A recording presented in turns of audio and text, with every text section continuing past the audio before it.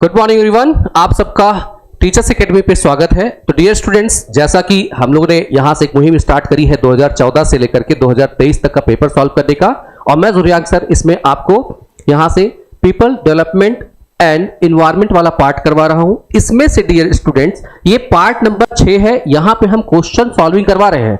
जो लोग पहले वीडियो नहीं देखे, हमारे साथ पहली बार जुड़ रहे हैं, इसी में पार्ट 5 तक हो चुका है। आज पार्ट 6वें से हम क्या कर रहे हैं, इसको स्टार्ट कर रहे हैं। और पार्ट 6 में अगर आप देखोगे तो यहां से जो मैं टॉपिक स्टार्ट करने वाला हूं, यहां से पार्ट 6 में आप देखोगे तो 2020 से ये पेपर सॉल्व होगा। ठीक है, 2020 का। ठीक, इसके पहले 2019 का हुआ है, पार्ट 4 और 5 में आप देख लेना। उसके पहले चले जाओगे तो 2014 से 2018 तक के जो पेपर हुए हैं वो आपको पार्ट 1, 2, 3 में मिल जाएगा। तो कंफ्यूज मत होइएगा, उसे आप जाकर के देख लीजिएगा। जो लोग मेरे साथ अभी जुड़ रहे हैं उन सबका हार्दिक स्वागत है।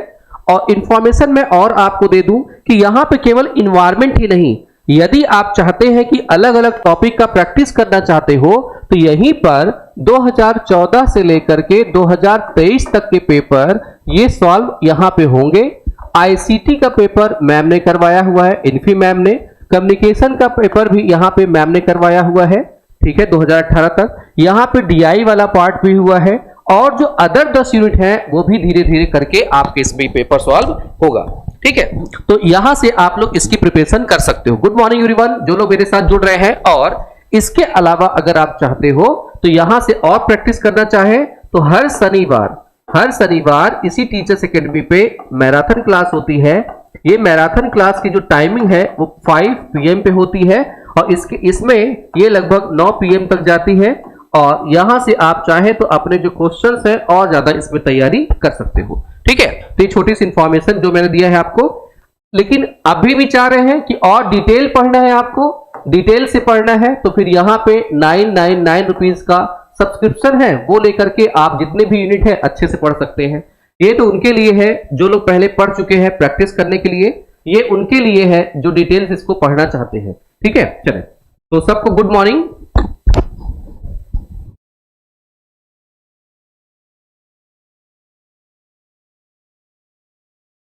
नहीं, यहाँ पे तो प्रीति यादव यदवंशी जी, यहाँ तो क्लासेस चल रही है ना सर की। शिवम सर की क्लास चल रही है, और शिवम सर के पैर में थोड़ी चोट आ गई थी, शायद उसकी वजह से कोई क्लास ना चली हो।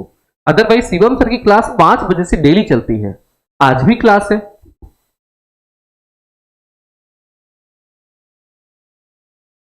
अच्छा, यहाँ पे 2 लोग की शिकायत है, तो मैं एक बार इनसे सर से बात कर लूंगा। ठीक है, क्या दिक्कत आ रही है, एक बार सर से बात कर लूंगा क्या दिक्कत है, फिर आप लोग को कल मैं इन्फॉर्म कर दूंगा। लेकिन यहाँ पे जैसे हम लोग ग्रुप में जुड़े हुए हैं, 5 बजे का तो डेली मैसेज आता है हम लोग के पास। ठीक है, चले मैं रुचि जी और प्रीति जी आप सबकी बातें सर तक पहुंचा दूंगा मैं। तो क्या दिक्कत आ रही है वो देख लेते हैं, क्योंकि सर को चोट लगी थी, हो सकता है उसकी वजह से कोई दिक्कत हो। ठीक है, चले आते हैं, बात करते हैं कुछ यहां से। मैं आज आपको क्लियर करके पूरा चीजें मैं आपको बता दूंगा कि आपकी क्लासेस क्या कैसे चलनी है। ठीक है, पूरा कल मैं क्लियर कर दूंगा। चलो आ जाओ, यहां से बात करते हैं डियर स्टूडेंट्स। तो ये चीजें आप लोग देख लेना। अब इस क्लास में जो टाइमिंग है, टाइमिंग अभी जो चल रही है यहां से 5 बजे से जो 5 PM पे है, शिवम सर की क्लास अभी हो रही है, शिवम सर की। इसके पहले एक चैप्टर हुआ है डीआई का। ठीक है, अब यहां शिवम सर की जब क्लासेस चलनी स्टार्ट हो जाएगी तो यहीं से मैथ की क्लासेस और यहीं से हम लोग की क्लासेस अब क्या होगी, लगनी शुरू हो जाएगी। इनकी जो यूनिट है सर की, ये 4 यूनिट यहां से सर 4 यूनिट पढ़ाएंगे। ठीक है, खुद सर 2 बार जेआरएफ है, तो ये क्या है 4 यूनिट यहां से पढ़ानी है सर को, तो इसलिए इनकी क्लास पहले लगाई गई है। ठीक है, बाद में हम लोग की क्लासेस ये वाली होनी है। ठीक, चलिए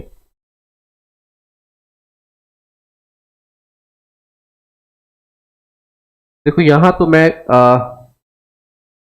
हाँ रुचि जी बिल्कुल मत घबराइए, यहां से बात कर लूंगा। बाकी जितने भी अदर ग्रुप वाले हैं उनके उनके लिए मैं अदर जो कोर्सेस हैं उनको मैं नहीं जानता। ठीक है, मैं केवल यूजीसी नेट के लिए जिम्मेदार हूं, बाकी अदर के लिए आप नंबर पे कॉल कर लीजिए। चलें, तो यहाँ पे स्टार्ट करते हैं क्वेश्चंस को। आज के जो क्वेश्चंस हैं वो डेट वाइज मैंने डाल रखा है। जैसा मुझे मिल गया क्वेश्चन वैसा मैंने डेट इसमें लगा रखा है। प्लीज आप लोग अभी इसको सॉल्व कर लीजिए, फिर मैं आप लोग की बातें सर तक पहुंचाऊंगा और बिल्कुल प्रॉपरली आपकी क्लास चलेगी। ठीक है, देखें, भारत के पास विशाल थोरियम भंडारण है जो कि आणविक ऊर्जा सक्षम स्रोत है। थोरियम भंडारण मुख्यतः कहां है?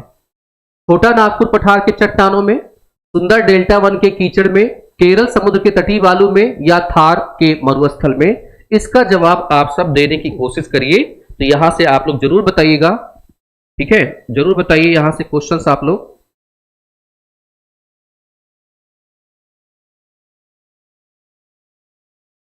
आप लोग मुझ पे भरोसा करिए, जितने लोग भी अभी आप यूजीसी का कर रहे हैं, क्योंकि इसको लीड मैं ही करूंगा और बिल्कुल घबराने की जरूरत नहीं है। इसका कोर्स और बाकायदा सब चीजें मैं अच्छे से खत्म करवाऊंगा, ठीक है, बिल्कुल भाई घबराना नहीं है, ठीक है।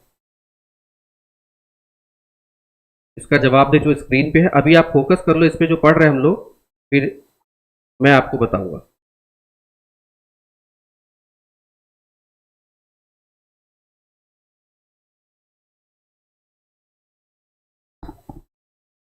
चले भाई बताइए आप लोग जल्दी जल्दी यहां से।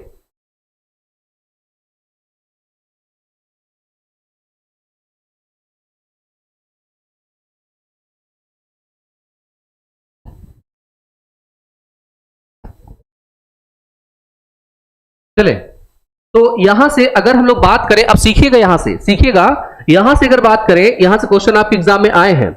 यहां से देखिए छोटा नागपुर वाला एरिया, अब ये सब एरिया है कहां, यहां ध्यान से समझना है आप सबको। हम लोग अगर बात करें, ये अगर भारत देश का नक्शा है, भारत देश का अगर मैप है ये, ठीक है, तो यहां से देखें तो ये है, ये वाला जो पार्ट है इसको कहते हैं पश्चिमी तट, और इधर चले आए तो ये है केरल। क्या है ये? केरल है, ठीक। इधर साइड चले जाए तो ये वाला एरिया है छोटा नागपुर वाला एरिया। इसकी अगर बात करें सुंदरवन डेल्टा, सुंदरवन डेल्टा आपको यहाँ पे देखने को मिलेगा।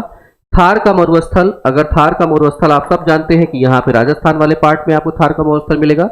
लेकिन जब इन सब में अगर हम कंपेयर करें तो यहाँ पे जो छोटा नागपुर वाला एरिया है, यहाँ पर कोयले के भंडारण अधिक मिलते हैं, कोयला अधिक मिल जाता है। इस वाले में अगर चले जाए तो यहाँ पे चांदी आपको मिल जाएगी और यहाँ पे तांबा के भंडारण आपको मिल जाते हैं। यहीं पे अगर हम थार के मरुस्थल की बात करें, सुंदरवन डेल्टा की बात करें तो सबसे विश्व का सबसे बड़ा डेल्टा है, तो यहाँ पे ऐसा तो कुछ खनिज मिलेगा नहीं। लेकिन अगर हम वहीं पे अगर बात करें केरल के तट की बात किया जाए, अब केरल के तट पे ही थोरियम क्यों, यहाँ पे अगर हम बात करें थोरियम की अगर बात करें तो यहाँ से डायरेक्टली ये रेडियो एक्टिव मटेरियल नहीं है, ये रेडियो एक्टिव मटेरियल नहीं है।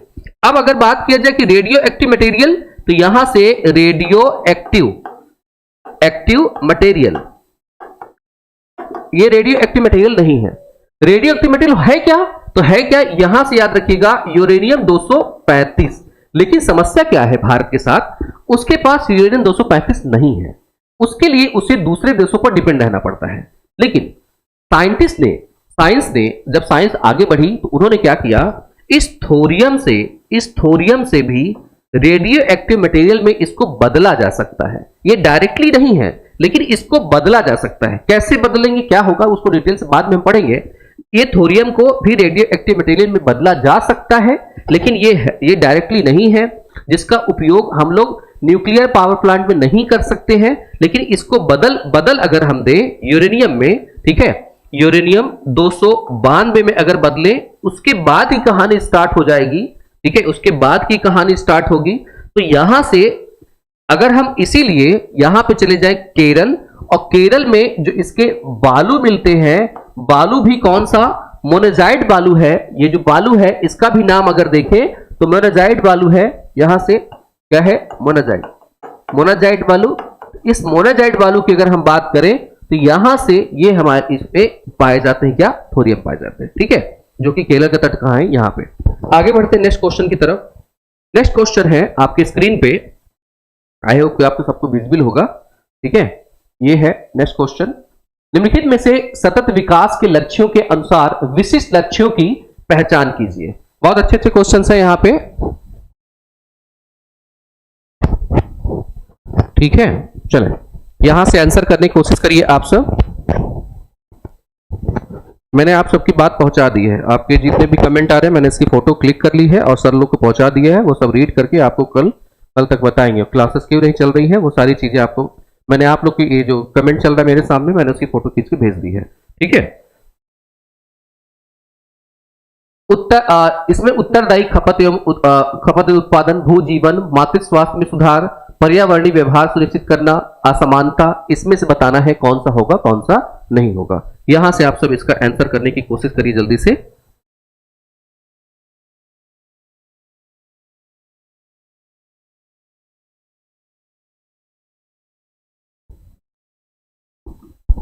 चलिए आंसर दे जल्दी से, क्वेश्चन नंबर डाल के आंसर करिएगा। और यहां से जब आप देखोगे 2019 तक का पेपर आप देखेंगे, कब से 2014 से लेकर के बहुत आसान मिला है। जैसे ही आप कहां पहुंचेंगे 2020 से पहुंच रहे हैं, यहां के क्वेश्चन डिफिकल्ट होने लगे हैं। ठीक है, और यहां के क्वेश्चन ऐसे भी कुछ क्वेश्चन मिलेंगे आपको जहां पे हवा ही नहीं लगेगी क्वेश्चन में। ठीक, तो यहां पे याद रखिएगा जो हम पढ़ रहे हैं। ठीक है,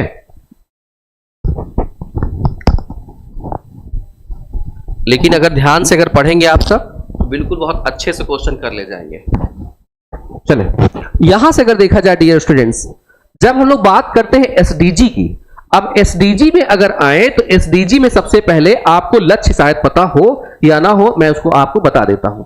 हो सकता है कि आपको ये विजिबल हो, अगर नहीं होगा केवल मुझे आप सुनते चलिएगा। यहां से जब हम लोग यूएन की बात करें, यूनाइटेड नेशन है, उसका लोगो अगर देखेंगे, उसके वेबसाइट पे जाएंगे तो आपको यहां पे इस तरह से फैमिली दिखाई देगी, जिसपे है पहले वाले पे देखें शून्य गरीबी है, दूसरे वाले पे आ जाए तो यहां पे भूखमरी का निवारण करने की बात करी जा रही है। तीसरे नंबर पे आए तो यहां पे कहता है कि अच्छा स्वास्थ्य हमें क्या करना है, लाना चाहिए, अच्छे स्वास्थ्य की बात करता है। पांचवें नंबर की बात करें तो गुणवत्तापूर्ण शिक्षा की बात करता है। सॉरी, चौथे नंबर पे पांचवें की बात करें तो यहां लैंगिक समानता की बात करता है। जब यहां पे पांचवा आप पढ़ लो लैंगिक समानता, तो 10वां भी आप पढ़ लो, ये सामाजिक असमानता को दूर करने की बात करता है। ठीक है, सामाजिक असमानता को दूर करने की बात करता है। फिर यहां पे चले आए 11 नंबर पे, यहां पे अगर हम देखें सममानी शहरीकरण की बात करता है, सममानी शहरीकरण की बात करता है यहां से। फिर इसके बाद 12 नंबर पे आए तो यहां पे कहता है कि हमें सममानी उपभोग की बात करता है, मतलब उपभोग, कोई भी संसाधन हमारे पास है तो उसका उपभोग हम बुद्धिमानी तरीके से करें, ना कि ऐसे उड़ा दें। ठीक है, फिर 13 नंबर और 14 नंबर की अगर बात करें, यहां से ग्रीन हो जाता है ये। यहां पे अगर देखोगे तो ये कहता है जलवायु परिवर्तन।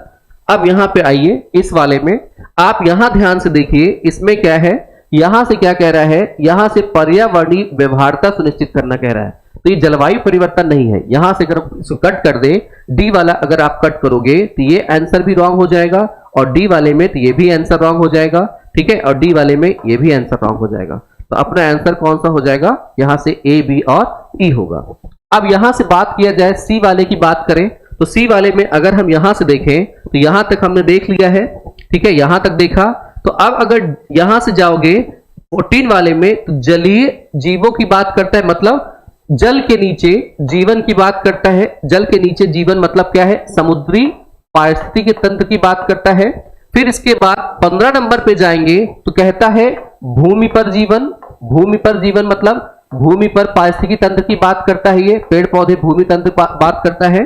फिर इसके बाद अगर हम देखें 16 नंबर की बात करें, शांति न्याय और इन सब के लिए क्या करना है, संस्थाएं बनाना है, जैसे यूएनईपी बनी और अलग अलग संस्थाएं बनी।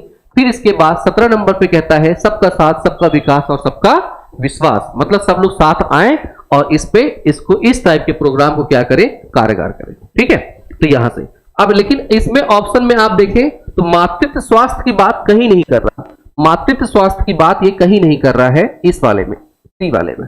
ठीक है, तो ये दोनों पॉइंट यहां के लिए गलत है। तो ये आया कहां से है, ये जो प्रोग्राम लिया गया था वो लिया गया है एमडीजी से, मिलेनियम डेवलपमेंट गोल से, जो कि कब आया था, सन 2000 में आया था। और कब तक लगा था, ये 2015 तक के लिए आया था। वही एसडीजी की बात करें तो ये कब आया था, 2015 में आया था, 2030 तक के लिए लागू कब हुआ है, तो 1 जनवरी 2016 से क्या हुआ, लागू हुआ। इसमें 17 लक्ष्य रखे गए हैं जो कि अभी आपने देखा है। ठीक है, आगे चलते हैं नेक्स्ट क्वेश्चन पे।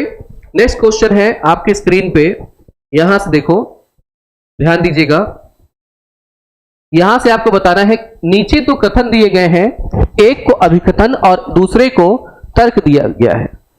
मानव स्वास्थ्य के लिए पेट्रोल वाहनों की तुलना में डीजल वाहनों के उत्सर्जन अधिक हानिकारक है। फिर रीजन है इसका, डीजल वाहनों से हाइड्रोकार्बन तथा कार्बन मोनोऑक्साइड का उत्सर्जन अंतर्भूत रूप से काफी कम होता है। इसमें से बताना है कि इसका कारण क्या हो सकता है, इसका असर्शन रीजन क्या दोनों एक दूसरे के लिए सही है या कुछ इसमें कमियां हैं। आप लोग जल्दी से इसका आंसर देने की कोशिश करिए, ना आए तब भी चलेगा, ठीक है, लेकिन एक बार कोशिश जरूर करिएगा, ठीक। बस आपसे रिक्वेस्ट है डियर स्टूडेंट्स, इस क्लास को अदर स्टूडेंट तक भी प्लीज आप शेयर कर दीजिएगा, ठीक है। शेयर कर देंगे तो और स्टूडेंट जुड़ेंगे तो और भी कंपटीशन बढ़ेगा, तो और करने में आपको भी मजा आएगा, मुझे भी करवाने में मजा आएगा, ठीक है। चले बताइए जल्दी से आप सब।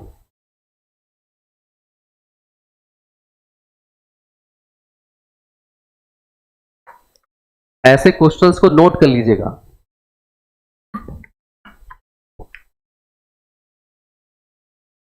यहां से बकायदा मैंने डेट डालनी स्टार्ट करी है। यहां आप देखोगे मुझे अक्टूबर का मिल गया है, लेकिन स्टार्ट हुआ था सितंबर का, तो टाइपिस्ट ने टाइप यहां अक्टूबर कर दिया है, तो सितंबर वाला कल करवा दूंगा। तो जब जो लोग बाद में इस लेक्चर को देख रहे होंगे, ये 9 अक्टूबर का क्वेश्चन है, और आप इसीलिए मैं इसमें डेट डालना स्टार्ट कर दिया क्योंकि अब क्वेश्चन डिफिकल्ट आने शुरू हो गए। इसके पहले जो करवाए वहां डेट मैंने नहीं डलवाई है, ठीक है, याद रखिएगा। थर्ड का डी आ रहा है आंसर, थर्ड का ए। चले आगे देखते हैं क्या यहां से।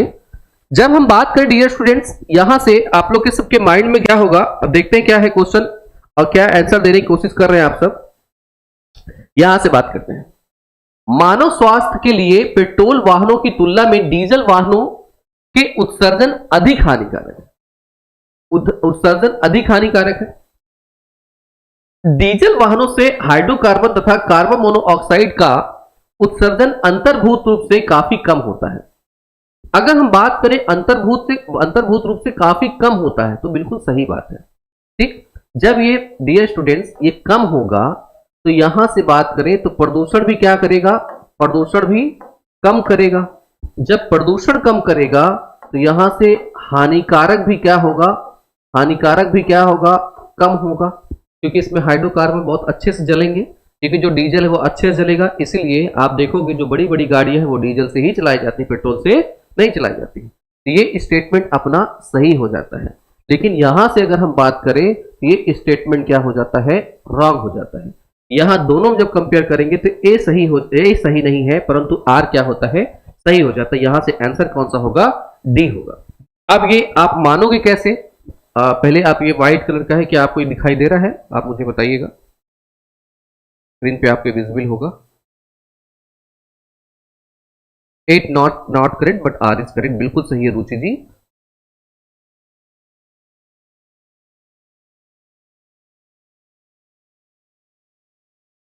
क्या आप सबको विजिबल है क्या, नहीं हो तो कोई बात नहीं, मैं पढ़ दूंगा तो आप लोग को समझ में आ जाएगा। बस एक बार हाँ ना बता दीजिए आप लोग,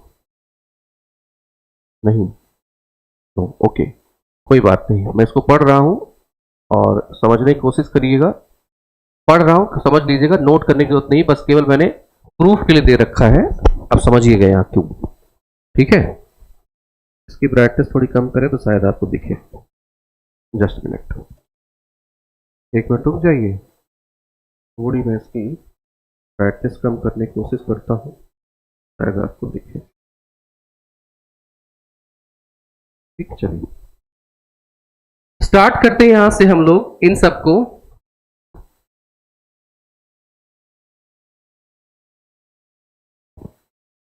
चलिए आते हैं हम लोग यहां से, स्टार्ट करते हैं। यहां से अगर बात किया जाए, बस मुझे सुनिएगा, अगर नहीं दिखाई दे रहा होगा तो मुझे सुनिए फिर, ठीक है। यहां से अगर बात करें तो ये कंबक्शन इंजन एग्जॉस्टेबल गैसेस, ठीक है।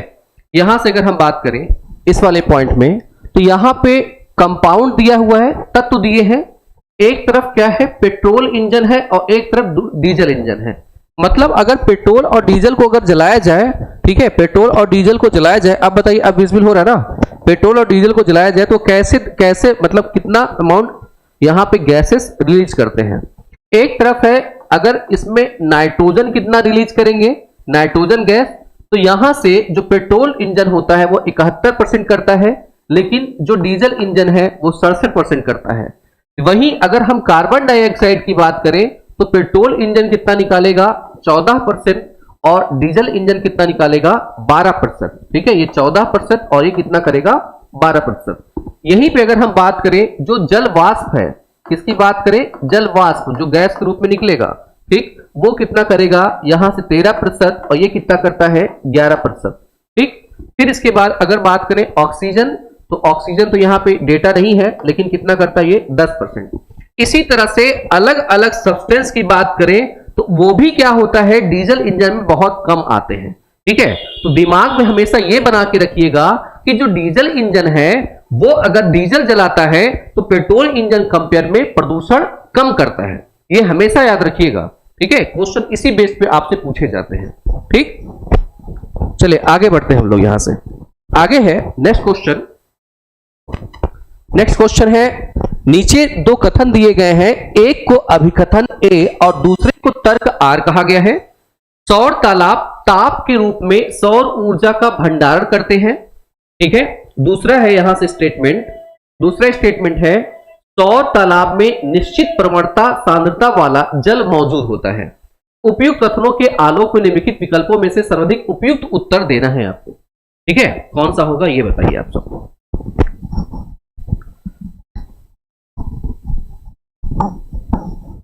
जल्दी से बताइए आप सब। कुछ लोग केवल यहां पे प्रदर्शनी देखते हैं, आप सब कमेंट नहीं करते हो क्वेश्चन के आंसर के लिए, बिल्कुल कमेंट करना चाहिए। और जो लोग इस क्लास को बाद में देख रहे होंगे वो भी अपने जो कमेंट्स हैं कमेंट बॉक्स में जरूर डाल सकते हैं, आंसर दे सकते हैं, मैं वहां पे आप सबको रिप्लाई करूंगा। ठीक है, चले जल्दी से बताइए आप सब। सौर तालाब ताप के रूप में सौर ऊर्जा का भंडारण करते हैं। सौर तालाब में निश्चित प्रवणता सांद्रता वाला जल मौजूद होता है, ये बताना है आप सबको। बिल्कुल, यहां से फोर्थ का ए आंसर आ रहा है बहुत लोग का। देखते हैं क्या है सोल्यूशन इसका। देखिए पहले सबसे पहले कॉन्सेप्ट आता है कि सर सौर तालाब होता क्या है। सौर तालाब क्या है, अलग से सौर तालाब ये आर्टिफिशियल है। हमने क्या किया, यही बना हुआ है, हमने क्या किया कुछ इस तरह से यहाँ पे एक चैम्बर बना दिया, इसमें हमने क्या किया पानी भरा।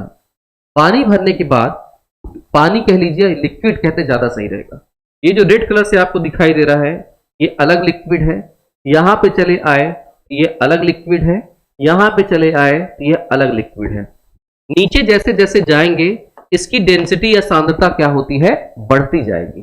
तो यहां से जो सूर्य का प्रकाश है वो आएगा, तो जिसकी सांद्रता जितनी अधिक है वो क्या करेगा उतना, ये रेड कलर दिख रहा है ना, इसका ताप क्या है सबसे अधिक है, इसका ताप क्या होगा सबसे अधिक। फिर जैसे और ऊपर जाएंगे तो इसका ताप क्या होगा इससे कम हो जाएगा, और ऊपर जाएंगे तो इसका ताप क्या होगा इससे कम हो जाएगा। मतलब हमने क्या किया, इसको आर्टिफिशियल रूप से इसमें हमने सूर्य का जो ताप है सांद्रता के हिसाब से उसको स्टोर कर लिया। इसको हम क्या कहते हैं यहां से, इसी को हम लोग क्या बोलते हैं सौर तालाब के नाम से जानते हैं। अब इसका उपयोग क्या कर सकते हैं, सौर तालाब ताप के रूप में सौर ऊर्जा का भंडारण करता है, तो बिल्कुल सही बात है। सौर तालाब में निश्चित प्रवणता मतलब सांद्रता वाला जल मौजूद होता है। जब अलग अलग इसमें हम आए तो हमने क्या किया, यहां से लिक्विड अगर हटा दें तो अब हम क्या करें, यहां पे जल ले लें और जल की सांद्रता हम क्या कर दें अलग अलग कर दें। तो इस ताप का उपयोग हम क्या कर सकते हैं, इस जल के ताप का उपयोग हम अलग से पानी को गर्म करने में कर सकते हैं, और उस पानी को जैसे ठंडे के दिन में नहाने काम आ सकते हैं। ठीक है, या खाना बनाते समय कुकर में अगर पानी डालना है तो पहले गर्म रहेगा, यहां से फिर हम डालेंगे तो उसमें गैस हमारी बचेगी। इन सब इस सब का इतना उपयोग कर, अब इतना बॉयल नहीं हो जाएगा कि हाथ उसमें डालेंगे अब जल जाएंगे। इतना होगा जैसे गर्मियों के दिन में बाल्टी में पानी आप रखते होगे वो गर्म रहता है, इतना जैसे जाड़े के दिन में जितना पानी आप गर्माते हो नहाने के लिए उतना। ठीक है, अब इतना नहीं होगा कि बहुत ज्यादा गर्म हो जाएगा। ठीक, चले ये होते हैं सौर ताप। आपसे कई बार इस पे क्वेश्चन पूछा गया है। नेक्स्ट क्वेश्चन है, आईपीसीसी के रिपोर्ट के अनुसार वर्ष 2014 में वैश्विक कार्बन डाइऑक्साइड उत्सर्जन में निम्नलिखित में से किसका योगदान सबसे कम रहा है। ठीक है, याद रखिएगा ये 2014 का क्वेश्चन था, लेकिन अब इस पे क्वेश्चन आपसे इस पे नहीं पूछा जाएगा, लेकिन चूंकि एग्जाम में क्वेश्चन आया है तो यहां बता रहा हूं मैं, यहां पे कार्बन डाइऑक्साइड उत्सर्जन निम्नलिखित क्षेत्रों में से किसका योगदान सबसे कम रहा है। परिवहन, कृषि एवं वन्य भूमि उपयोग, उद्योग, उपयोगिता, विद्युत एवं तापोत्पादन। बताना है इसमें से कौन सा होगा। जल्दी आप आंसर करने की कोशिश करिए।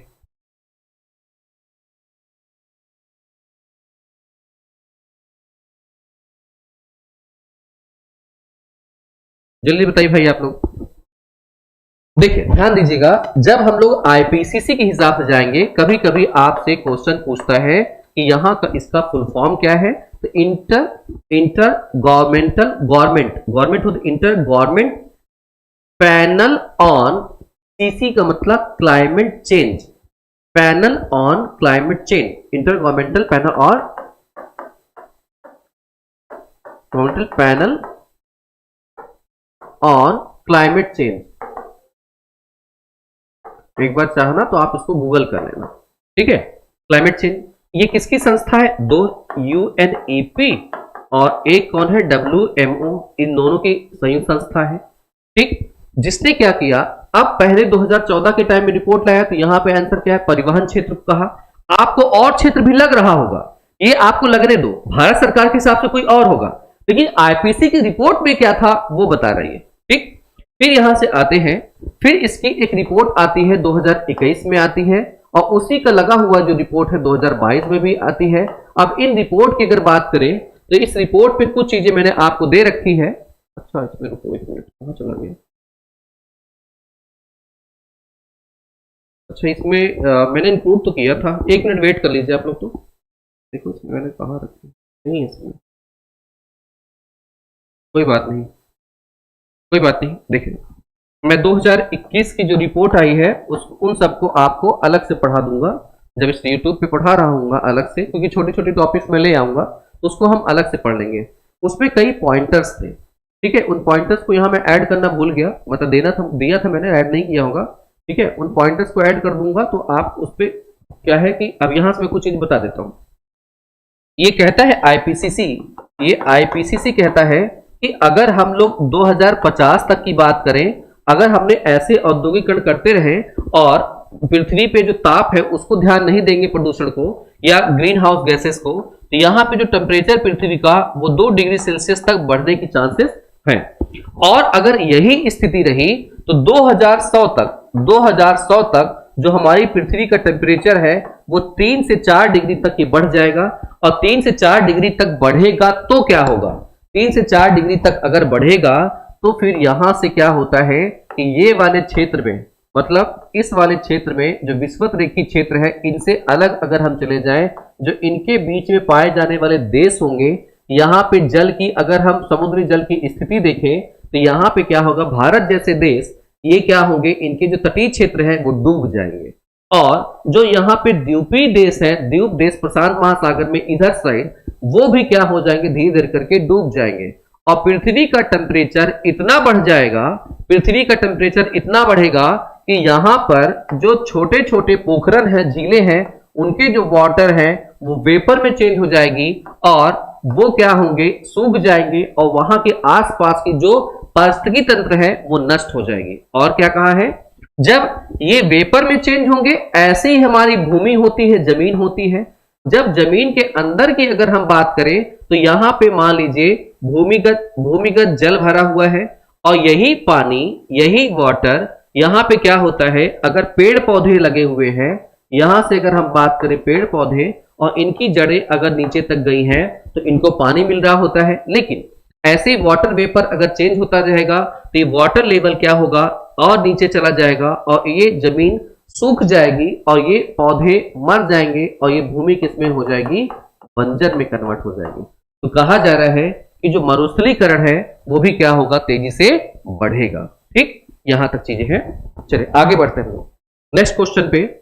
नेक्स्ट क्वेश्चन है आपके स्क्रीन पे फिर से एसडीजी वाला। सहस्त्राब्दी विकास लक्ष्यों के निम्नलिखित में से किस उद्देश्य के अंतर्गत विश्व में उन्नति सबसे कम संतोषजनक रही है? ठीक है, यहां पे इसका आंसर बताना है। वर्ष 2015 तक ठहराव और एचआईवी के एड्स के फैलाव के परिवर्तन का आरंभ, प्रतिवर्तन का 2020 वाला है। 2015 से तक प्राथमिक एवं माध्यमिक शिक्षा में लैंगिक असमानता को दूर करना। सी वाला है वर्ष 2015 तक राष्ट्रीय गरीबी रेखा से नीचे की जनसंख्या के अनुपात में कमी लाना। डी ऑप्शन है वर्ष 2015 तक भूख से पीड़ित व्यक्तियों के अनुपात को आधे से कम करना है। जो 2020 का क्वेश्चन आया हुआ है अपने आप में बहुत लेंदी पेपर था, ठीक है, और इसको करवाने में सॉल्व करने में भी और करवाने में भी हालत तो खराब होती ही है, ठीक है। देखें जल्दी से, बताइए आप सब इसका आंसर क्या होगा।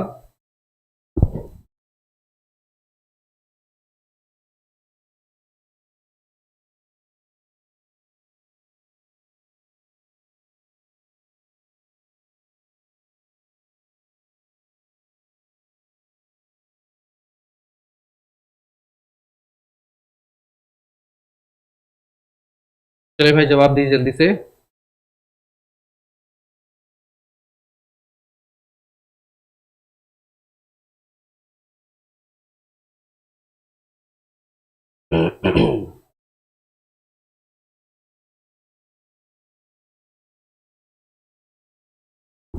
यहां से मेरे पास आंसर 6 का ए, और लोग बताइए। ए तो नहीं है आंसर, जो सरिता जी ने दिया है ए नहीं है। देखिए 6 का सी दे रहे हैं कुछ लोग। ध्यान दीजिए, जब हम बात करते हैं एसडीजी की, और एसडीजी में जब रिपोर्ट की बात करते हैं एसडीजी, यहाँ पे अगर हम आते हैं रिपोर्ट की बात करते हैं, रिपोर्ट इसका अगर देखा जाए, इस रिपोर्ट के अनुसार अगर बात करा जाए, यहाँ पे शताब्दी विकास लक्ष्यों के निम्नलिखित उद्देश्यों के अंतर्गत विश्व में उन्नति सबसे कम संतोषजनक रही है। वर्ष 2015 तक ठहराव और एचआईवी, ये सॉरी यहाँ पे एसडीजी लिखा है, ये एमडीजी है, एमडीजी। इसकी जो रिपोर्ट आई थी वो 2012-13 में आई थी, ठीक है। ये एमडीजी है ना, यहाँ से ये एमडीजी, तो ये 2012-13 में आई थी। उस रिपोर्ट के अनुसार यहाँ से कह रहा है वर्ष 2015 तक ठहराव और एचआईवी एड्स के फैलाव के प्रतिवर्तन का आरंभ, मतलब प्रतिवर्तन क्या मतलब कम करना, हाँ बिल्कुल सही बात है, कम करना स्टार्ट हुआ, ये स्टेटमेंट सही है। वर्ष 2015 तक प्राथमिक एवं माध्यमिक शिक्षा तक लैंगिक असमानता में दूरी कम करना। वर्ष 2015 तक राष्ट्रीय गरीबी रेखा से नीचे जनसंख्या के अनुपात में कमी लाना। वर्ष 2015 तक भूख से पीड़ित व्यक्तियों के अनुपात को आधे से कम करना। यहाँ पे स्टेटमेंट है, ये भी अचीव किया गया और ये भी अचीव किया गया। जब हम यहां से बात करें, इन दोनों की अगर बात करें, तो यहां से वर्ष 2015 तक प्राथमिक एवं माध्यमिक शिक्षा में लैंगिक असमानता को दूर करी गई। हाँ, तो ये भी स्टेटमेंट क्या होता है उस रिपोर्ट के अनुसार, तो पहला बी और डी ये सही हो जाते। लेकिन यहां से अगर हम सी वाली देखें, तो वर्ष 2015 तक राष्ट्रीय गरीबी रेखा से नीचे की जनसंख्या के अनुपात में कमी नहीं ला जा पाई है इस रिपोर्ट के अनुसार, ठीक है। तो यहां पे जो आंसर होगा इस क्वेश्चन का वो क्या होगा, सी होगा इस क्वेश्चन का, क्योंकि कमी संतोषजनक यहां से सबसे कम रही है, तो यही वाला आंसर होगा, ठीक है। लेकिन अगर अलग से क्वेश्चन बनाने पे आ जाए, ठीक है, जीके से नहीं आते हैं, जीके से क्वेश्चन यूजीसी नेट में नहीं आते, करंट से आते हैं। करंट मतलब किससे, जो सब्जेक्ट है उससे रिलेटेड, वो तो हम पढ़ाएंगे, यहां से पढ़ाएंगे, आईसीटी से पढ़ाएंगे, कम्युनिकेशन से पढ़ाएंगे, उसके अलावा कहीं से करंट से नहीं पूछा जाता, ठीक है, यूजीसी में। आगे बढ़ते हैं। आगे क्वेश्चन है, यहां से बताना है, नीचे दो कथन दिए गए हैं जिनमें से एक को अभिकथन ए और दूसरे को तर्क कहा गया है। नदियों में कार्बनिक प्रदूषण की समस्या प्रायः गर्मी के महीने में बदलता, यहां बदहाल होगा, मतलब बदतर कह सकते हैं इसको, ठीक है, मतलब बदतर मतलब खराब हो जाती है, खराब हो जाती है। अपेक्षाकृत अधिक जल तापमान की वजह से ऑक्सीजन की मात्रा में गिरावट की स्थिति तीव्रतर हो जाती है। क्या ये इसका कारण है? नदियों में कार्बनिक प्रदूषण की समस्या प्रायः गर्मियों के महीने में अधिक हो जाती है या खराब हो जाती है, यहां से इसको कह सकते हो आप लोग। ये वाला पॉइंट मैं फिर से लिख देता हूं, एक मिनट,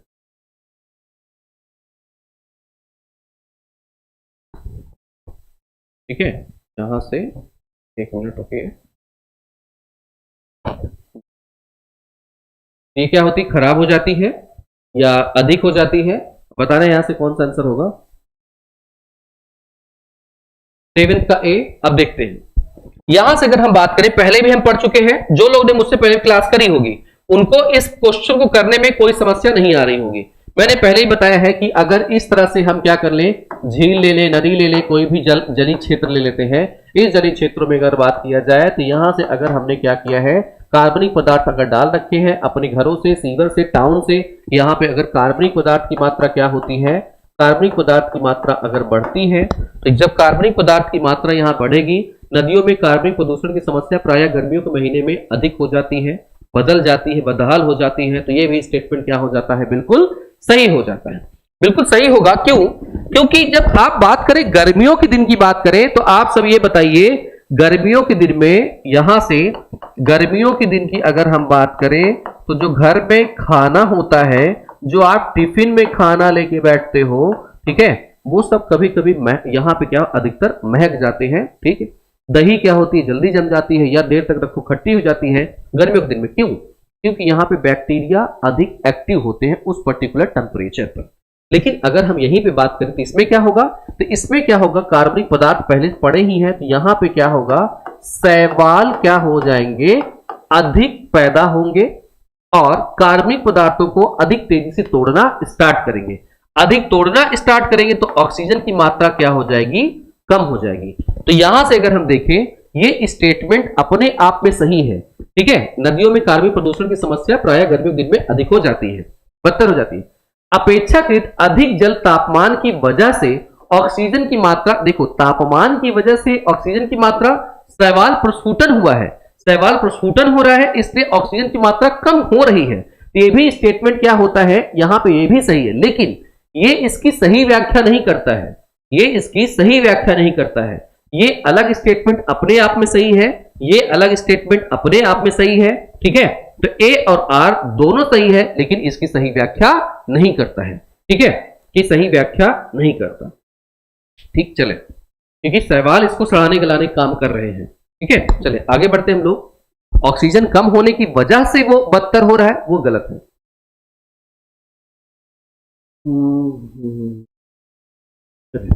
नहीं, पानी गर्म होता है, इतना गर्म नहीं होता है कि ऑक्सीजन पानी से छोड़ के निकल जाए। अगर बात ऐसा हो जाता तो नदियों झीलों से ऑक्सीजन उड़ ही जाता, फिर जितने भी जलीय जीव है मर जाते। ऐसा नहीं है, गर्म होता है ऊपर का लेयर, इतना गर्म नहीं होता कि आप नदी में हाथ डाल के हाथ भी अगर डालेंगे तो जल नहीं जाएंगे, इतना नहीं होता है, ठीक है। लेकिन अगर नदी नाले इन सब की बात करें तो वहाँ बदबू गर्मियों के दिन में ज़्यादा आती है। क्यों? क्योंकि उसमें कार्बनिक पदार्थ होते हैं और शैवाल या बैक्टीरिया उसे क्या करते हैं, तेजी से सड़ाते गलाते हैं। ठीक, नेक्स्ट क्वेश्चन है, डीजल वाहन अत्यधिक मात्रा में नाइट्रोजन के ऑक्साइड्स और सूक्ष्म फाइन पार्टिकुलेट मैटर उत्सर्जित करते हैं। डीजल इंजन उच्च वायु ईंधन अनुपात वाले सांद्र मिश्रण से चलते हैं। इसमें बताना है कथन ए, कथन दो, कथन एक, कथन दो, कौन सा सही होगा, बताइए भाई आप सब।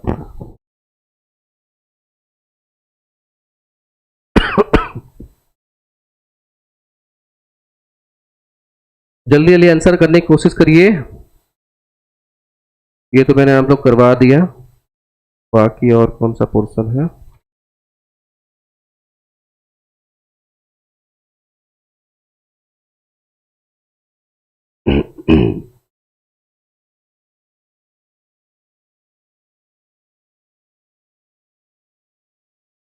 चले भाई बताइए, यहां से अगर हम बात करें स्टूडेंट, जैसा कि आप लोगों ने जो पढ़ा है, डीजल वाहन अत्यधिक मात्रा में नाइट्रोजन के ऑक्साइड्स, अभी हमने पीछे देखा था वहां नाइट्रोजन के ऑक्साइड्स थे 12-13% था वहां पे। सूक्ष्म कण फाइन पार्टिकुलेट मैटर को उत्सर्जित करते हैं, देखा है। अब यहां से सूक्ष्म कण की भी बात किया है, यहाँ सूक्ष्म कण की बात करें 0.5 माइक्रोन से लेकर के 10 माइक्रोन के कणों को ये उत्सर्जित करता है, ठीक है, तभी तो हमको नुकसान पहुंचाता है, ठीक है। ये स्टेटमेंट बिल्कुल सही हो जाता है। डीजल इंजन उच्च वायु ईंधन अनुपात वाले सांद्र मिश्रण से चलते हैं, नहीं, ये स्टेटमेंट क्या है अपना यहाँ पे गलत है। यहाँ की अगर हम बात करें, उच्च वायु नहीं होगा, यहाँ पे क्या होता है, निम्न होता है, ठीक है, निम्न वायु ईंधन अनुपात होता है। बस छोटे छोटे स्टेटमेंट है वो जानते रहिए आप। मतलब निम्न वायु चाहिए और यहाँ पे क्या चाहिए, ईंधन की मात्रा, ईंधन चाहिए, ठीक है। मतलब वायु की मात्रा कितनी होनी चाहिए, ईंधन की मात्रा कितनी होनी चाहिए, यहाँ वायु की मात्रा निम्न होगी, ईंधन की मात्रा थोड़ी ज्यादा होगी, फिर इससे चलेगा इंजन, ये मिश्रण होगा और मिश्रण जब जलेगा तो वही क्या होगा, उसे इंजन को ताकत देगा और गाड़ी आगे बढ़ेगी। ठीक है, तो इनकी जो मात्रा होती है वो निम्न होती है। तो पहला स्टेटमेंट क्या हो जाता है सही, दूसरा स्टेटमेंट क्या होगा, रॉन्ग होगा। ठीक, चले आगे नेक्स्ट क्वेश्चन पे बढ़ते हैं हम लोग। नेक्स्ट क्वेश्चन है, किसी शहर में 8 घंटों की अवधि के दौरान उसके शोर स्तरों को समकक्ष ध्वनि दाब स्तर के माध्यम से 80 डेसिबल बताया गया है, वह किसको संदर्भित करता है। पहला स्टेटमेंट है, पहला है माप में प्रयुक्त होने वाले एक प्रकार के प्रवर्धक को, माप में प्रयुक्त होने वाले एक प्रकार के माइक्रोफोन को, दिन की अवधि को, यह अवधि होगा कि माप को, या माप में प्रयुक्त होने वाले एक प्रकार के भार को। यहां से बताना है कि क्या कौन सा आंसर होगा यहां से।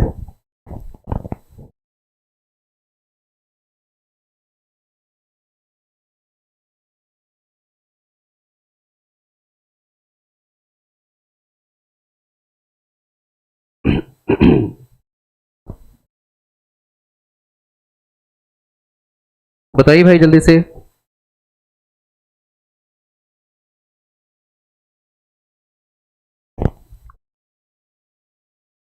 देखें, ध्यान दीजिएगा, ऐसे क्वेश्चंस हो सकता है आपको ना आए, मे बी, लेकिन ध्यान दीजिएगा। अब 8 घंटे की अवधि के दौरान किसी शहर की हम बात कर रहे हैं, किसी शहर में अगर हमें प्रदूषण की माप करना है तो यहां पे आता है समकक्ष ध्वनि दाब। याद रखिएगा, ध्वनि दाब की बात करें, ध्वनि दाब स्तर के माध्यम से 80 डेसिबल। सबसे पहले ये याद रखिएगा कि यहां पे क्या बात करी जाती है कि यहां पे डेसिबल जो होता है वो ध्वनि या शोर को मापता है, प्रदूषण की मात्रा को बताता है। ठीक, 80 डेसिबल ए बताया गया है, जिसका मतलब क्या है, यहां पे सीधे सीधे याद रखिएगा कि यहां पे दो ध्वनि होती है, ध्वनि का यहां पे क्या करते, तुलना करते, कंपेयर करते हैं। क्या करते हैं, तुलना। अब जैसे दो शहर ले लीजिए, एक शहर ए है, एक शहर बी है, ए और बी। यहां पे हमने देखा कि मोटर 8 घंटे में जो मोटर व्हीकल्स हैं वो कितने हैं, लोग की सोसाइटी है वो कैसी बसी है, वहां पे कितना शोर शराबा है, यहाँ की और भी चीजें हैं जिनसे शोर होता है। इसी तरह शहर बी में भी दोनों चीज से हम कंपेयर कर रहे हैं।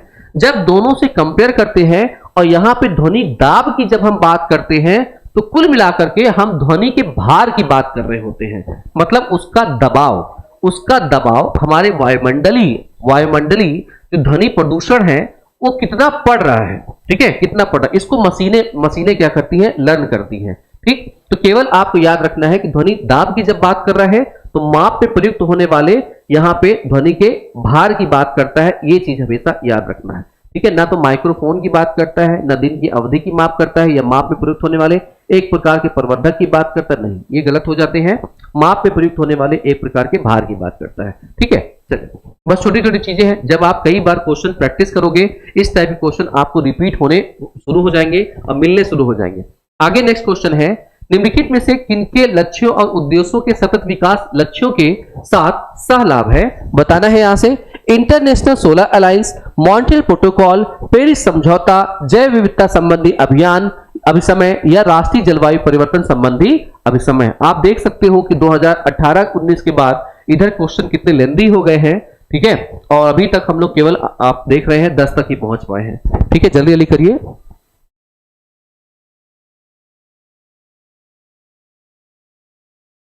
क्योंकि फिर मैं अगर कल से मिलूंगा तो फिर आपको क्वेश्चन स्तर है उसका लेवल में बढ़ाना स्टार्ट करूं, मतलब तेजी से बढ़ाना स्टार्ट करूंगा। ठीक है, ये ऐसे बहुत टाइम लग जाएगा फिर।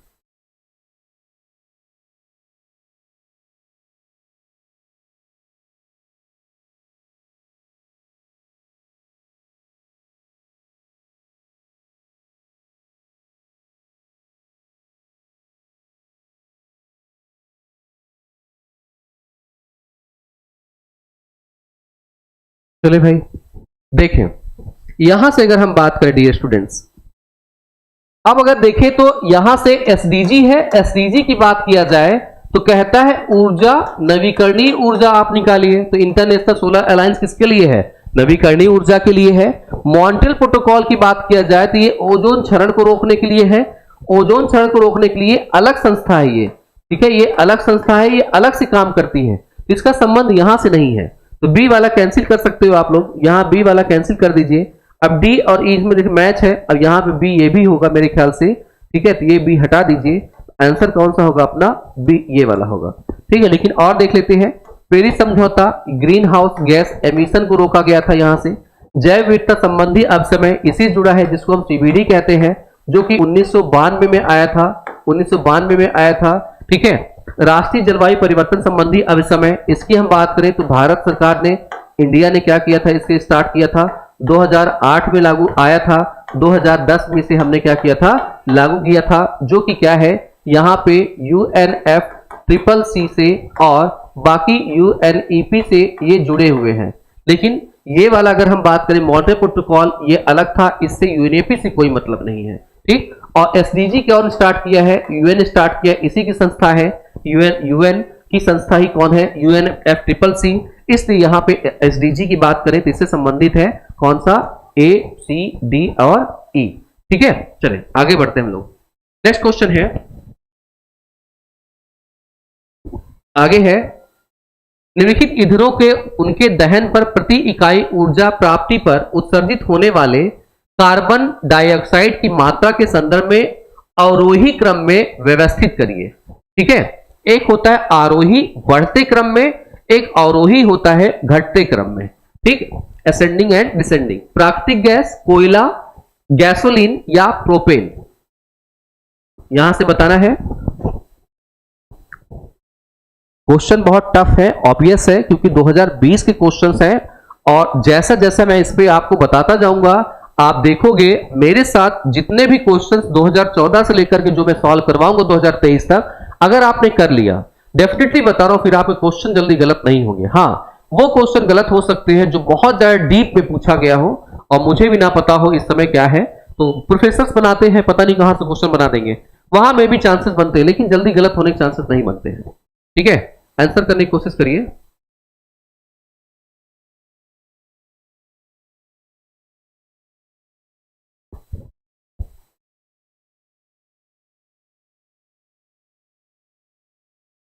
बताइए जल्दी से आप सब।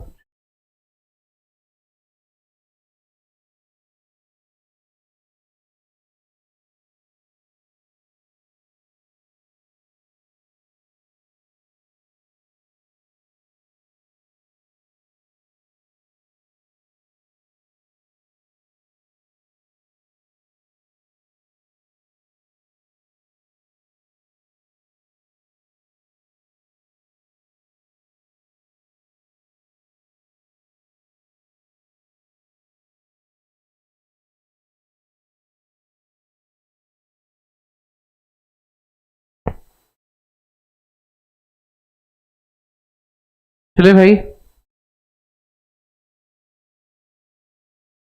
देखो जयश्री वर्मा जी, अगर आपको क्वेश्चन समझ में कम आ रहा है इसका मतलब है बैकएंड में आप नहीं पढ़ा है। ठीक है, तो आपको बैकएंड में सबसे पहले जो लोग भी स्टार्ट कर रहे हो, इस सीरीज को देख रहे होगे, मेरा आपसे रिक्वेस्ट है, आपको करना क्या है, पहले इसका आप लोग देख लीजिए, मैं बता देता हूं आपको करना क्या है। अभी मैं इसके सोल्यूशन पे आऊंगा, लेकिन थोड़ा सा मैं आपको बता दूं कि आपको करना क्या है, अदरवाइज फिर इस तरह से आपको डिफिकल्ट लगता रहेगा हमेशा। ठीक है, जो लोग न्यू है, तैयारी स्टार्ट किए हैं, पहली बार या एक बार कर चुके, नहीं समझ में आ रही है, सबसे पहले क्या करना है आपको, सब्जेक्ट, यहां से सब्जेक्ट, या हम बात करें यहां पे नेट की और यहां से JRF की तैयारी आप कर रहे हो तो लैंग्वेज इसकी कठिन है। आपको करना क्या है, यहां से सबसे पहले आपको क्या करना है, सिलेबस डाउनलोड करना है, या सिलेबस को एक कॉपी पे अच्छे से लिख लेना है, डाउनलोड करके अच्छे से इसको क्या करिए, लिख लीजिए। लिखने के बाद आपके पास क्या होना चाहिए, एक पेपर होना चाहिए, पेपर जो प्रीवियस ईयर्स के पेपर है वो होने चाहिए। फिर इस सिलेबस के अनुसार मान लिया टॉपिक 1 2 3 4 5 6 इस तरह से आपके 10 यूनिट होगी, 10 यूनिट सब में बटा हुआ है, उसको उठाना है और उस टॉपिक को देखना है। आपको क्या करना है, एग्जाम्पल दे रहा हूं, जैसे अब अपना सब्जेक्ट है यही बताऊंगा, पर्यावरण ले लिया, पर्यावरण के क्वेश्चंस को आप क्या करिए, रीड करिए। पर्यावरण के क्वेश्चंस को जब आप रीड करेंगे, अपने इसमें सिलेबस पढ़ लिया, इसको रीड कर लिया, तो अब अगर क्वेश्चंस ऑब्वियस है तो सिलेबस के अनुसार तो लगातार होगा नहीं। मान लिया कि पहली टॉपिक है SDG, तो आप देख लीजिए SDG वाला क्वेश्चन है क्या, तो ये वाला टिक कर लो कि हाँ भैया SDG वाला है। तो SDG वाला क्वेश्चन कैसा पूछ रहा है, तो पूरा एक पेपर से लेकर 30 पेपर तक पलट जाइए, उसके क्वेश्चन रीड कर लीजिए, ठीक, फिर ये कर लीजिए। दोबारा से आइए, प्रदूषण दिया है दूसरा टॉपिक, तो प्रदूषण वाला एक बार चैप्टर उसको रीड करिए। तब आपको क्या होगा, जब धीरे धीरे पढ़ते आपको उसकी लैंग्वेज समझ में आनी स्टार्ट हो जाएगी, तब आपको यह समझ में आना स्टार्ट हो जाएगा कि चीजें पूछी क्या जा रही हैं। तब भी अगर नहीं समझ में आ रहा, तब फिर आप ज्वाइन कर लीजिए क्लास, उस क्लास में ज्वाइन करके डिटेल से टीचर से पढ़ लीजिए, क्योंकि अपने आप पढ़ेंगे समय लगेगा, टीचर से पढ़ लेंगे तो कम समय लगेगा। समझ पा रहे जो मैं कह रहा हूं? ये मैं लालच नहीं दे रहा हूं कि आप हमारे यहाँ एडमिशन लेके 99 रुपये हमें पे कर दीजिए, लेकिन खुद समझिए कि अगर आपको नहीं समझ में आ रही तो ऑब्वियस यूजीसी फिर आपके लिए बहुत कठिन हो जाएगा, ठीक। हाँ, जो लोग भी न्यू हैं उन सबको मैं सजेस्ट करूंगा, क्वेश्चन तभी समझ में आएंगे जब तक आप बैकएंड में पढ़ाई नहीं करेंगे। और बैकएंड में अगर पढ़ाई अपने आप स्टार्ट करोगे तो ये निकलेगा 5 साल बाद, क्योंकि पेपर टफ होता जा रहा है। टीचर से पढ़ लेते हो तो ये आपका काम क्या होगा, कर देगा सरल, ठीक है, काम आपको क्या करेगा, सरल कर देगा। और जब इजी कर देगा टीचर, तब आप इसको जल्दी आप क्वालिफाई कर सकते हो। इस पेपर को जिसने जितनी जल्दी समझा उसका पेपर उतनी तेजी क्वालिफाई हुआ है, रियल बात है ये, ठीक है। लेकिन लैंग्वेज, हम यहां लैंग्वेज नहीं पढ़ा पाएंगे। लैंग्वेज के लिए जो तरीका मैंने बताया, आपको पेपर बार बार पढ़ते रहना है, तब आपको इसकी भाषाएं समझ में आनी स्टार्ट हो जाएगी। और मल्टीपल टाइम, कम से कम 20 से 25 बार अपने पेपर को रिवाइज करो, देखो फिर कैसे आपका एग्जाम नहीं निकलता है, ठीक है। इसी पेपर में यूजीसी में मैंने जितने भी बॉयज एंड गर्ल्स को गाइड किया है, डेफिनेटली बता रहा हूं, एक लड़की थी लखनऊ की जिसको हिंदी अपना सब्जेक्ट ठीक ठाक कंप्लीट था, लेकिन इस वाले में उसके बहुत नंबर कम आए थे, पिछला दिसंबर वाला। फिर उसने क्या किया, फरवरी में मुझसे गाइडेंस लिया उसने, मैंने उसको गाइड किया कि मैंने कहा तुम ये करना। आप विश्वास नहीं मानोगे, जून में उसने पेपर दिया और अगस्त में उसने मुझे कॉल किया था, बताया था कि सर मेरा जेआरएफ नहीं हुई थी, वो उसका क्या निकला था, नेट क्वालिफाई हो गया, नेट क्वालिफाई कर गई थी। फिर मैंने कहा आप कहीं सर मुझे भरोसा नहीं था, जो आपने बताई वही करी मैंने, ठीक है। फिर इस बंदे अब की बार इसने गाइड लिया, अब डेफिनेटली बता रहा हूं कि अब की बार उसका जेआरएफ तय है, क्योंकि एक बार आपने ये सब पे काम कर लिया तब आप नेट क्वालिफाई कर जा रहे हो। लेकिन आप इस पे काम करोगे तो जेआरएफ कहीं नहीं गया ना, फिर फर्स्ट पेपर हर्डल है कि सेकंड पेपर उसने अच्छे से प्रिपेयर कर रखी, मार दिया पेपर उसने, ठीक है। तो ऐसा है, अगर करते हैं तो हो जाएगा। ये तो मैं ऑनलाइन की बता रहा हूं। ऑफलाइन ऐसे ही गुजरात का बंदा रहा ऑनलाइन का, उसने गाइड लिया, उसने भी करी है। ऐसे और भी स्टूडेंट हैं जो मेरे लिस्ट में जुड़े हुए हैं, उनके साथ भी यही है। अब इसमें से आपको करना क्या है, अपना सब्जेक्ट भी तैयार करके चलना है, नहीं फर्स्ट पेपर पे ही ध्यान देते चले गए, ठीक है। चलिए आइए इस पे देखते हैं क्वेश्चन का आंसर। यहां से जब हम बात करेंगे, अब देखें अभी अभी G20 का प्रोग्राम हुआ है, G20 का प्रोग्राम, और इसमें अगर देखें तो यहां से नई नई चीजें ली गई है, इससे भी आपके एग्जाम में एक क्वेश्चन आएगा, ठीक है। अभी बताऊंगा। जब हम लोग यहां कंपेयर करें प्राकृतिक गैस की, तो इसको हम कहते हैं सीएनजी, कोयला की बात करें तो हम कोल बोलते हैं इसको, गैसोलीन की बात करें एथेनॉल C2H5OH होता है, लिक्विड है, ठीक है। यहां से देखिए प्रोपेन की बात किया जाए तो ये क्या है, गैस हो गई, जिसको हम बोलते हैं एलपीजी। अब आप लोग बताइएगा, अगर जो गैस है एलपीजी जो आप घर में जलाते हो उसमें प्रदूषण होते हैं, थोड़ा सा प्रदूषण होता है, तो यहां पे अगर बात किया जाए जो सीएनजी गैस है वो अच्छे से जलती है, किसके कंपेयर में, एलपीजी के कंपेयर में। अब एलपीजी ये दोनों क्या है, गैस है। अब अगर इससे कम जोन जलेगा वो लिक्विड होगा। लिक्विड कौन है इसमें से, गैसोलीन है, जो कि अल्कोहल है। तो यहां पे सी वाला ऑप्शन जिसको हम गैसोलीन बोलते हैं, गैसोलीन। फिर इसके बाद अगर हम देखें तो जो ठोस है कोल, ठीक है। तो यहां से अगर देखें ये हमारा क्या है, व्यवस्थित रूप से। अब यही गैसोलीन की बात किया जाए तो गैसोलीन मतलब एथिल अल्कोहल को सरकार कह रही है C2H5 को, OH को हम क्या करेंगे, पेट्रोल डीजल के साथ मिलाना स्टार्ट करेंगे, और पेट्रोल डीजल में 20% क्या करेंगे, इसको मिलाएंगे। कब तक, 2025 तक मिलाएंगे। और इसीलिए सोलर अलायंस के जैसा G20 में आप देखोगे तो यहां पे गैसोलीन के लिए या एथिल अल्कोहल के लिए पूरे वर्ल्ड के साथ एक अलायंस भारत ने करना स्टार्ट किया है, भारत मुहिम चलाई है। उसको डिटेल्स में पढ़ाऊंगा इसी चैनल पे, 1-2 लेक्चर में आपको मिल जाएगा, ठीक है। चलिए तो यहां से आप मैच करवा लीजिएगा, ठीक है। तो यहां से आप मैच करवा लीजिएगा। ए हो गया, आगे होगा सबसे आंसर अवरोही पूछा है ना, अवरोही है बढ़ते क्रम में, तो ए वाला होगा, फिर डी वाला होगा, फिर सी वाला और फिर बी वाला। तो आंसर अपना कौन सा होगा? सी। नेक्स्ट क्वेश्चन है, नेक्स्ट क्वेश्चन बढ़ते हैं हम लोग आगे। तो पॉलीक्लोरिनेटेड बायोफेनाइल पीसीबी द्वारा जलीय पर्यावरण का प्रदूषण निम्नलिखित में से किनके द्वारा घटित हो सकता है? देखो ये क्वेश्चन जो है अपने आप में कठिन क्वेश्चन है, क्योंकि इसके बारे में आपने कभी नहीं सुना है, तो आपको कठिन लगेगा, है भी कठिन, क्योंकि ये किसका क्वेश्चन है? यहां से केमिस्ट्री का है, ठीक है, क्योंकि यहां से ऑर्गेनिक केमिस्ट्री का थोड़ा पार्ट ये ऐड करता है। तो ऐसे क्वेश्चंस के लिए आप केवल रिवाइज करके नोट्स बना लीजिए, आया तो अच्छी बात, नहीं आया तो जय माता दी बोल के टिक लगा के आगे बढ़ जाएंगे, क्योंकि सारी केमिस्ट्री थोड़ी ना पढ़ लोगे आप, ठीक है। अब केमिस्ट्री बैकग्राउंड तो अच्छी बात है, अदरवाइज नहीं पढ़ सकते, तो और इन सब क्वेश्चन गलत होंगे, इससे सिलेक्शन नहीं रुकेगा, ठीक है। ये सब क्वेश्चन जो है ये सिलेक्शन नहीं रोकते हैं।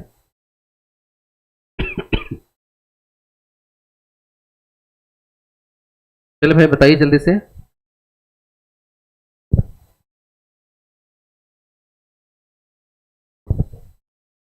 इसकी आपको नोट्स बनानी है, फिर बता रहा हूं मैं। देखिए पॉलीक्लोरेटेड जो बाइफेनलाइड ये पाए जाते हैं, कहां कहां पाए जाते हैं? ये पाए जाते हैं इसमें ए बी सी वाला ऑप्शन में, सीवेज जो बहिस्राव होता है, जो गंदा जल होता है उसमें, अपशिष्ट जहां पे हम जलाते हैं वहां, और उसके अलावा अगर बात करें यहां से विषाक्त कचरा। अब यहां से तापीय विद्युत संयंत्र है, ये गैस उत्सर्जित करते हैं, नाइट्रोजन की गैस उत्सर्जित करते हैं। परिवहन क्षेत्र है, यहां पे हमने देखा जो कड़की पदार्थ है उसको उत्सर्जित करते हैं। लेकिन इनकी अगर हम बात करें तो जो सीवेज बहिस्राव होता है, सीवेज में जो कंपनियां होती हैं, कंपनियों के मटेरियल्स, अलग अलग टाइप की कंपनियां, उनके जो मटेरियल्स आते हैं, जो कि मटेरियल का लास्ट होता है कचरा, वो आकर डायरेक्ट पानी में मिलता है, तो वहां पे ये इसके पॉलीक्लोरिनेटेड बाइफेनाइल ये मिलने स्टार्ट होते हैं। और विषाक्त कचरा की बात किया जाए, ऐसे कचरे जैसे कोई न्यूक्लियर पावर प्लांट हो गया, उसकी अगर हम बात करें, चाहे बात किया जाए जो मेडिकल की इक्विपमेंट्स हैं, जो दवाइयां हैं, ठीक है, वो अगर हम एक्सपायर हो जाती उनका निस्तारण करें इस टाइप से, तो वहां ये मिलते हैं, इसमें अमाउंट अवेलेबल होता है। उसी प्रकार से यहां से अपशिष्ट ले जाकर हम उनको पानी जल में ना बहा करके उनको हम जला दें, जलाएंगे तब भी क्या है, उनमें अपशिष्ट पाए जाते हैं, ठीक है। तो ये चीजें यहां से याद रखिएगा। इनमें परिवहन क्षेत्र और ये जो प्रदूषण है ये अलग है, दोनों अलग अलग है, ठीक है। तो ये आंसर अपना कौन सा होगा? डी वाला। आगे आते हैं नेक्स्ट क्वेश्चन की तरफ। नेक्स्ट क्वेश्चन है सहस्त्राब्दी विकास लक्ष्यों के लक्ष्य 2 के अंतर्गत संयुक्त राष्ट्र के सदस्य देशों को वर्ष 2015 तक हर जगह बच्चों, बालकों और बालिकाओं द्वारा निम्नलिखित में से कौन सा पाठ्यक्रम पूरा किया जाना सुनिश्चित किया गया था? जो एमडीजी था उसकी बात कर रहा है कि यहां पे जो पाठ्यक्रम लाना था वो कौन सा होगा। ये क्वेश्चन आपके लिए आसान होगा, इसे कर लीजिए।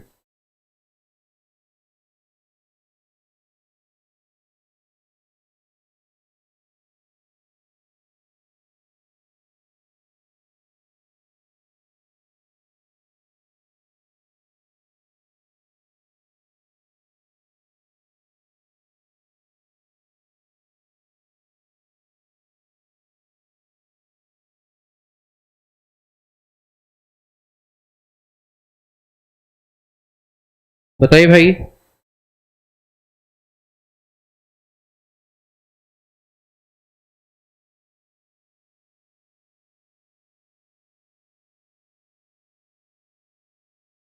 बताइए भाई जल्दी से।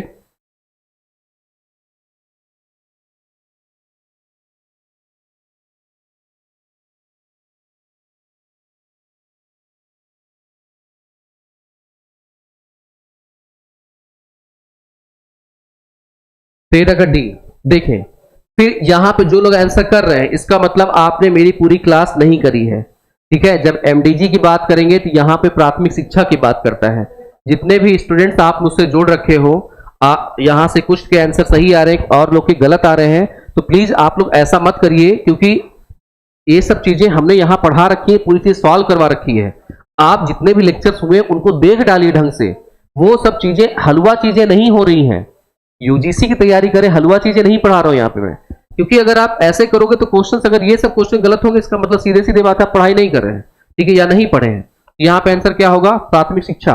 अब एमडीजी के जितने भी 8 लक्ष्य हैं, 8 लक्ष्य हैं, वो आपको याद होने चाहिए, जितने भी हैं याद होने चाहिए। नेक्स्ट क्वेश्चन है आपके स्क्रीन पे, यदि किसी भी दी गई ध्वनि की तीव्रता में दोगुना की वृद्धि होती है तो डेसिबल में ध्वनि के स्तर में कितनी वृद्धि होगी। ये भी इसमें मैथ अप्लाई होगी। केवल आपको क्या करना है, इसमें कुछ चीजें याद करनी है। पहले एक बार देख लीजिए, 14वां का आंसर आप देने की कोशिश करिए, फिर मैं आपको बताता हूं।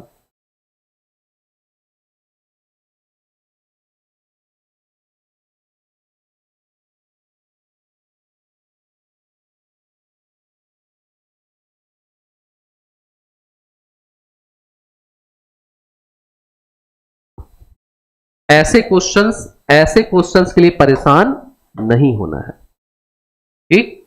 ऐसे क्वेश्चन को क्या करना है, याद कर लेना है ऑप्शन। इसका ऑप्शन क्या याद करना है कि अगर यही क्वेश्चन आया, दी गई ध्वनि की तीव्रता में अगर दुगनी वृद्धि करेगा तो हम ये मान के चले कि यहाँ पे 3 dB बढ़ेगा। अब कह दो कि सर पढ़ा दो पूरा, तो यहाँ पे फिर अच्छी खासी क्या होगी, मैथ अप्लाई स्टार्ट हो जाएगी।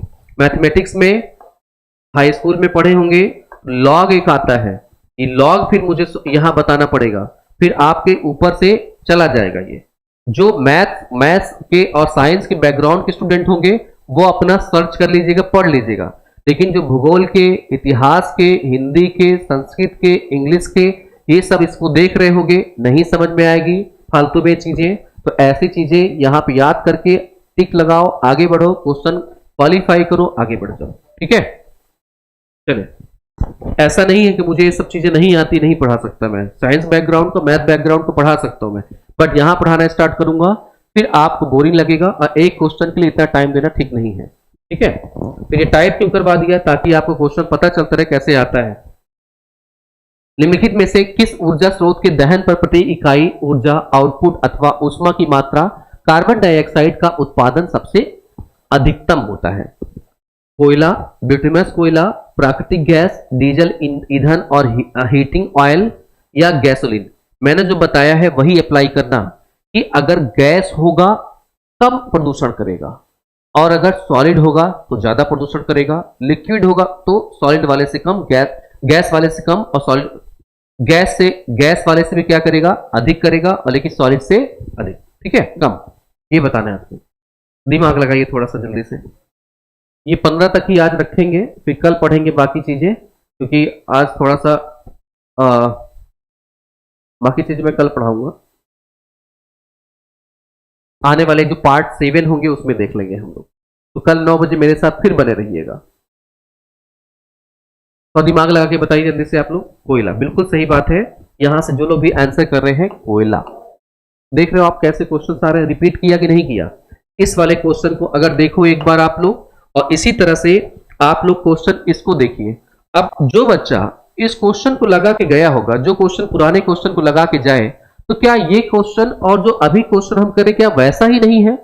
बिल्कुल वैसा ही है। एक्सप्लेनेशन हमने पढ़ लिया, एक बार सॉल्व कर लिया, कॉन्सेप्ट क्लियर कर लिया, फिर क्वेश्चन पूछने दो एग्जामिनर को, ठीक है, क्वेश्चन पूछने दीजिए एग्जामिनर को।